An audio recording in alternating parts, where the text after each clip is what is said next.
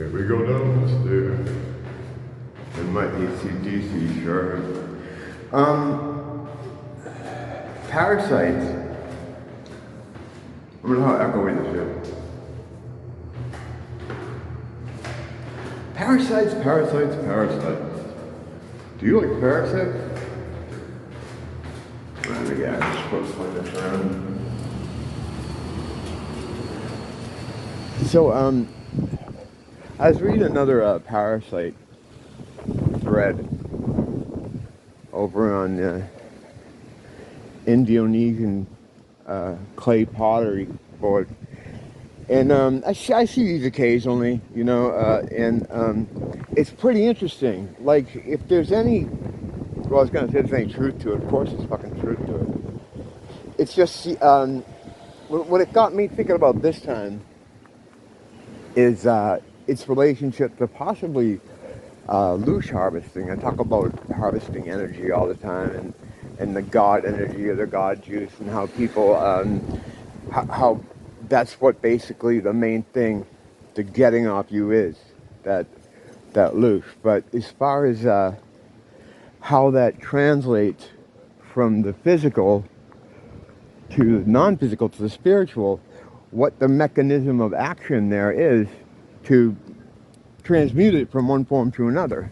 Like, yeah, they're sucking up your energy, they're sucking up your loosh, as the Archons say, but, well, the Archons don't say anything. I don't know, just like I did, I was thinking of a 1960s, like, bubblegum pop group called the Archons, and how funny that would be to me. But anyway, it just crossed my mind, like, if there's some relationship between parasites, like in the way they act on the body, the way they drain your energy. Where's that energy going to? Are parasites the tool or the mechanism of action that is used to transmute your life energy to our farmers who are sucking it? Because that's never really talked about as far as how they get it. I mean, yeah, they get it. The thinking or the idea, I guess, is by some mystical means, they're taking the energy from the physical realm and transferring it to themselves in the spiritual realm, or in the ethereal realm, or the ether, whatever the fuck it is. So, but how is that being done? Is it possible? And I think it is. Wow, they cut the trees down there. Yeah, they probably don't want the homeless people sleeping in there because they sleep everywhere. But could that possibly be what they use to make that happen? I don't know. I don't think I've seen anyone put that together before. And I'm brilliant, so no, I don't know. I mean, that's just a thought I had.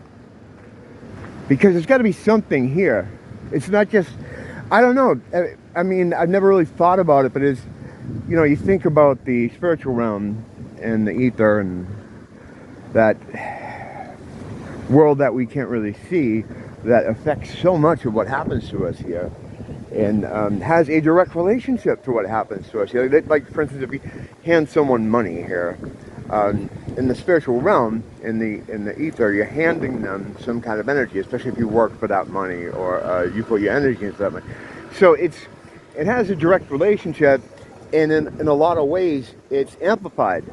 Something that happens in the physical has a lot more of a bearing on the spiritual. And in that way, when I talk about things like thought forms, like having to conjure something in your mind, conjure is an interesting word, to conjure something in your mind and then have it have an effect here on 3D, it's, you know, there is no thing in mind except for your own mind that's creating that process. So how does it happen the other way around, where you're sucking from here to go and transmute it or transform it into the ether?